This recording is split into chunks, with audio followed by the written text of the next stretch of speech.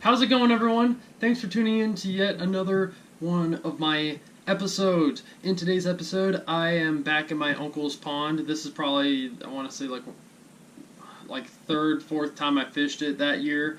And like I've mentioned before, I started learning a lot more. In the last video, I was throwing the frog around a little bit, and I missed a big one doing that.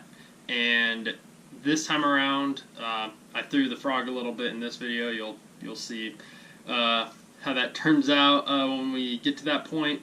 But my point is, I keep building off this lake that is so mysterious, and it has a lot of just different things in it that you wouldn't expect a shallow pond like this to have. Which, like I said, each episode should pretty much reveal something new that I either threw or found out. Yeah, let's just jump right into this one now. So to kind of give you an idea, and I started throwing topwater and throwing a chatterbait this morning, and wasn't really getting bit, and I tied on the frog, and this is like my first or second cast with the frog, and like you saw there, just got a good little explosion.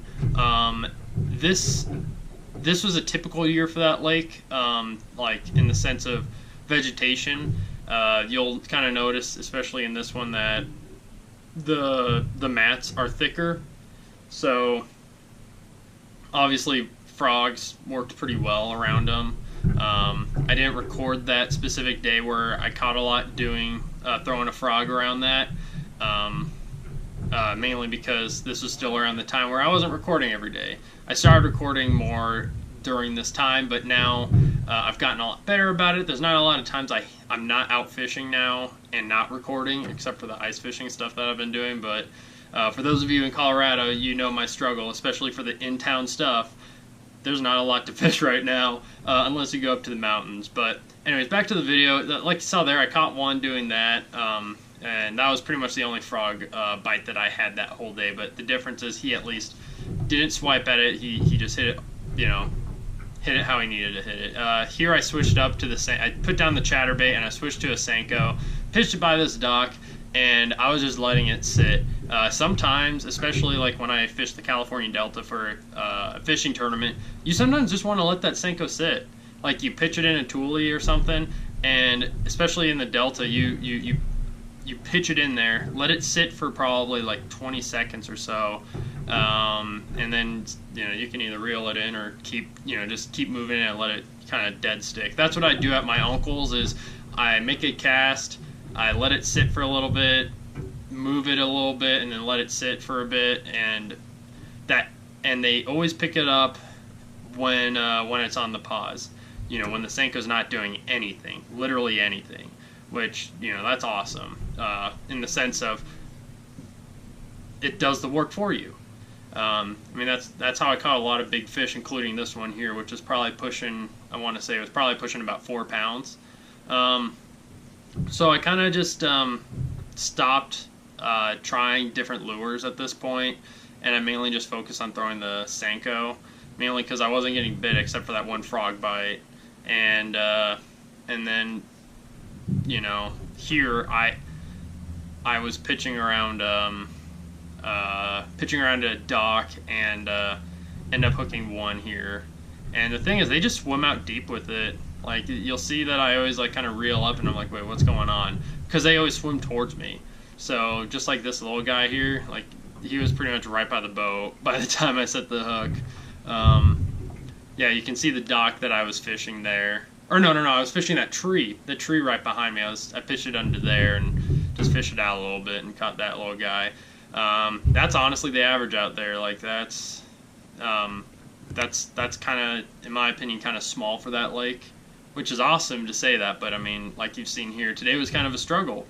I set out saying, you know what, I'm going to try throwing the chatterbait and frog this morning, and only caught one on the frog, and got zero attention to that chatterbait, and reverted back to the good old reliable Senko, which you can do that at any lake. Senkos work everywhere. The difference is, in my opinion, there's days where the Senko will only do so much for you, in the sense of there's going to be a better bite, in the sense of even numbers, or especially in my opinion size. There's days where you can go out there and someone with, like, let's say a jig will outfish you in the sense of size.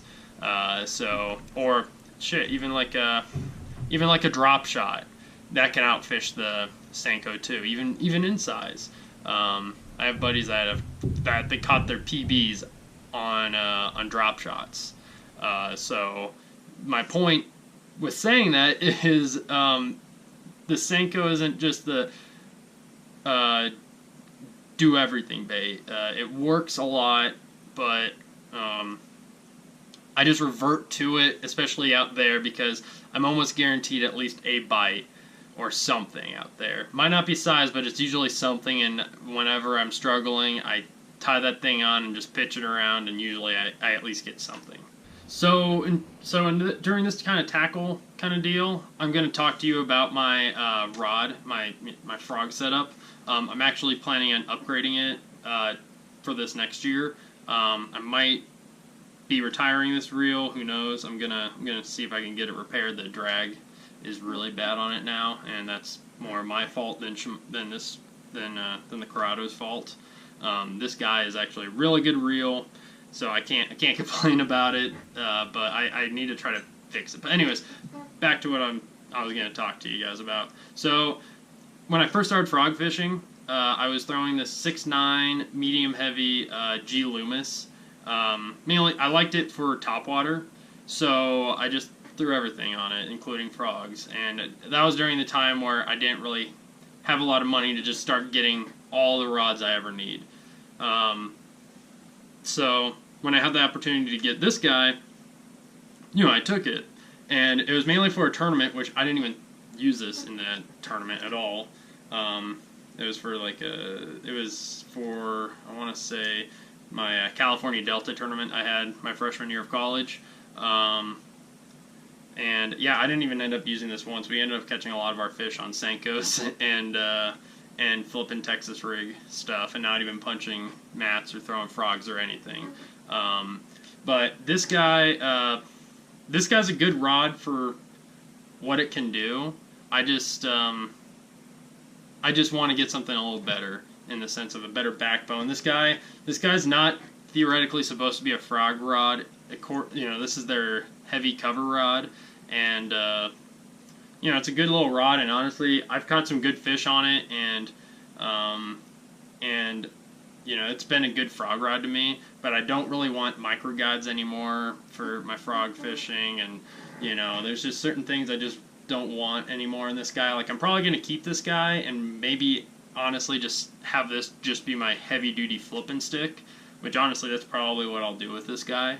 But anyways, the point is, what I'm trying to get at is, this is a 7.6 rod, and this is a 7, does it say on here? I don't think it does. I just know this is at least a 7-to-1 gear ratio Curado. So the thing is, you want a heavy duty stick, and you want it to be, fairly long, so like at least like 7.6 or 7.5. Mainly, and you want to make sure it's heavy, so like the backbone's solid on it, either medium heavy or heavy. I'd recommend heavy personally, and that's because you want a lot of leverage, especially if you're setting the hook hard on a long cast.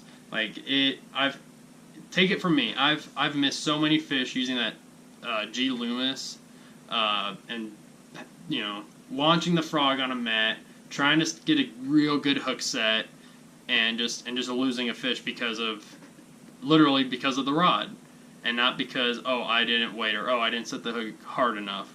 Like, if anything, I'd have to set the hook even harder than I should have to, or that I'm used to, on that older rod. And you know what, this rod, it's done its job, and it's solid. But I'm looking at upgrading it to something that's known for being a good frog rod. Right now, I'm looking at iRod's Genesis right now, so I'm not really sure exactly what I'll do yet, because I've got an opportunity to get some Daiwas for fairly cheap. So I already have a reel picked out and everything. It's just more picking out a rod now. And since it's almost February in Colorado, I don't have any. I don't need a frog rod anytime soon, so it's just kind of a matter of when I want to go, go and get it. But yeah, But yeah, anyways, the point that I'm trying to bring home is make sure for like things like frog fishing and even punching is a good example too. Just make sure you got the right equipment for it, or else you're gonna get super frustrated. And like a great example is like even today, or in this video, I would have missed that fish if I didn't have this heavy of a rod. So, just some advice from old Mike. But yeah, hopefully that helps, and yeah. Thank you everyone for watching. I hope you guys enjoyed or took something away from this episode. Please like, comment, or subscribe, or all three. YouTube's big three. Yeah, tight lines to everyone out there, and I'll see you guys next time.